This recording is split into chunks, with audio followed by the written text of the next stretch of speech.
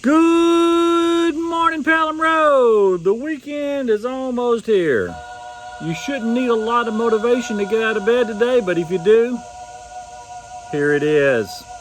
Whoopi Goldberg.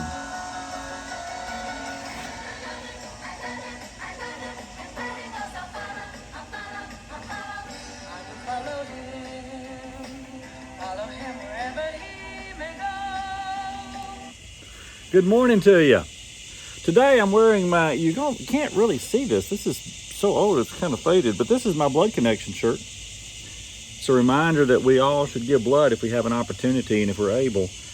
These are days that are very important for the blood bank to have blood. So if you can give, please give. And this is Storytelling Friday. So I have a story that I want to share with you. I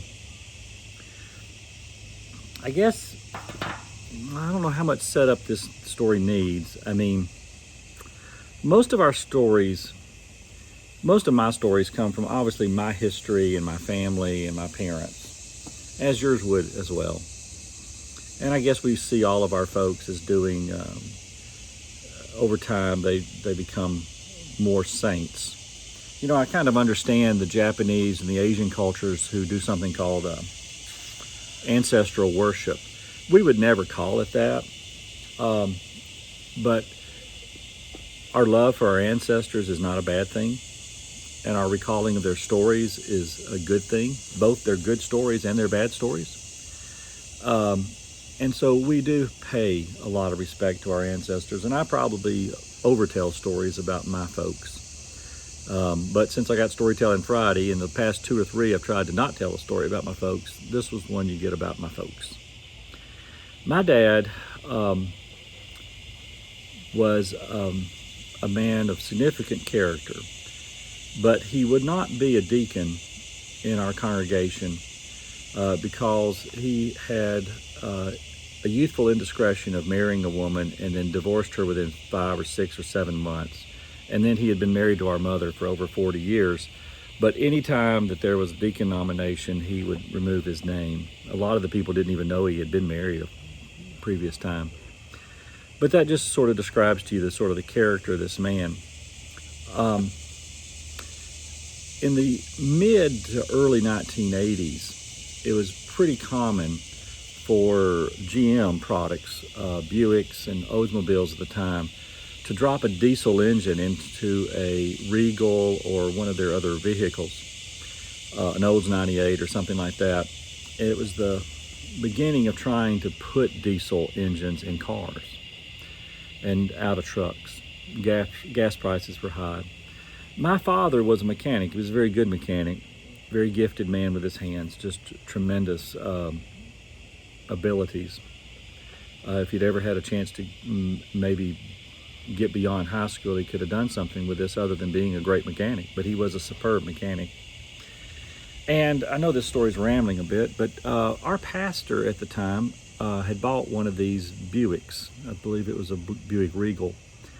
And it had given him nothing but problems, as a lot of things do when they're the first version of something. And that car was in the shop all the time. And this would have been my latter teenage years or early college years. So I was well aware that my father and this man did not agree.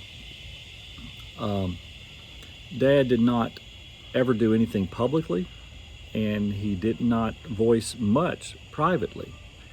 But you could see if the dinner conversation turned towards congregational life, Dad would just kind of try to cut the conversation off. And if he said anything, he would just say, I'm just not sure this man is the right man for us right now.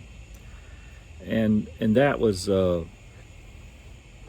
high criticism there. I mean, I know it's not many words, but my dad wouldn't say many words about somebody like this. He would just say something like, I just don't know that he's the right man right now for our congregation.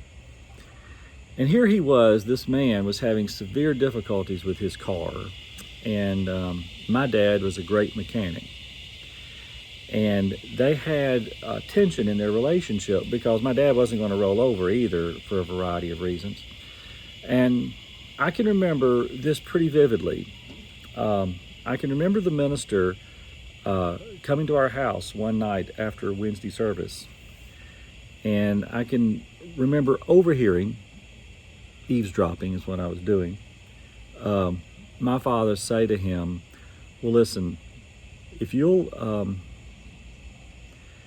can do without that car for a little while and you'll bring it up here,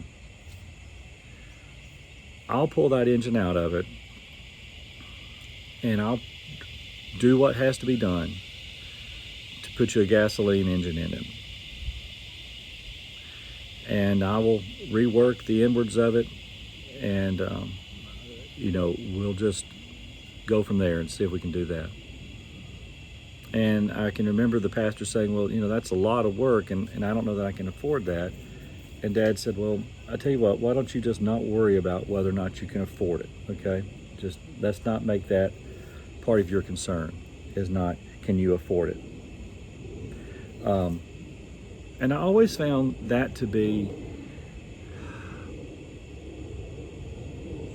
powerful to me.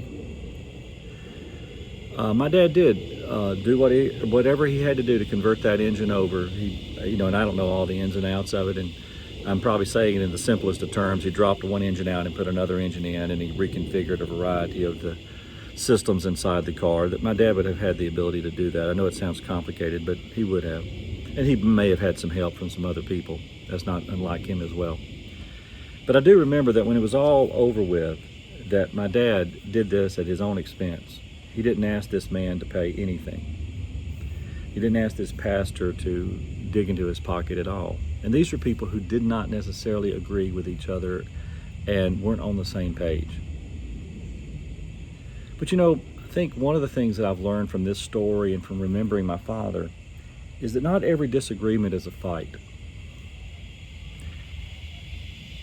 And maybe these days we need to remember that more than ever, that we can truly disagree with people, but it doesn't mean that we have to come to blows or that we even have to do things in public to make them look bad. Maybe what we can do is just disagree and still practice Ephesians and be ye kind one to another. So I hope you found a little inspiration in my dad's story. I know I try to find some inspiration in it all the time. Have a great weekend.